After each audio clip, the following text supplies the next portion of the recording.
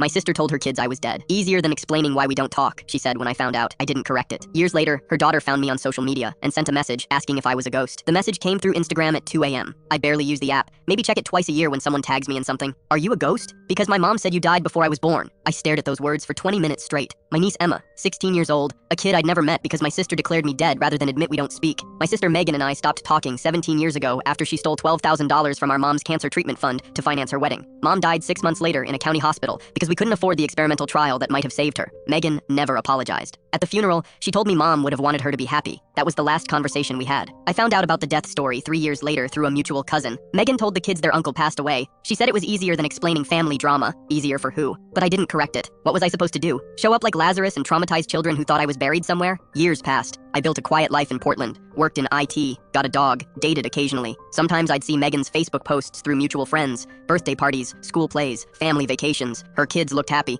That's what I told myself mattered. Then came Emma's message. I looked at her profile. Honor roll student, debate team captain, college visits documented with careful captions. She had Megan's eyes, but something sharper in them. After an hour of staring at that ghost question, I replied, not a ghost, just complicated family history. How did you find me? Her response was immediate. I was doing a genealogy project for school, found your name in grandma's obituary. You're listed as her son, but mom said you died in a car accident in 2006. Except I found your LinkedIn profile updated last month. Dead people don't update LinkedIn. Smart kid. Your mom and I had a falling out. She told you I was dead because it was simpler than the truth. 3 dots appeared, disappeared, appeared again. What truth? I took a screenshot of our conversation and sent it to Megan. Your daughter thinks I'm haunting social media. We need to talk. Megan called within 5 minutes, the first time I'd heard her voice in 17 years. You had no right to tell her anything. I didn't tell her I existed. She's 16 and knows how to use Google. This is exactly why I said you were dead. You always made everything difficult. I made things difficult? Megan, you stole money meant for cancer treatment. Silence. Then quietly, that was a long time ago. Mom's still dead. She hung up. Emma texted again. Mom just came into my room crying. She won't tell me what's going on. Please, I need to understand. I spent 2 hours typing and deleting responses. Finally settled on the truth. Just the facts. What Megan did. Why we stopped speaking. Why I never corrected the death story. I expected anger or confusion. Instead, Emma replied, I'm sorry that happened to you. And I'm sorry she lied to me my whole life. 2 days later, Megan showed up at my apartment. I don't know how she got my address. She looked older, tired in a way that had nothing to do with age. Emma wants to meet you. She won't stop asking.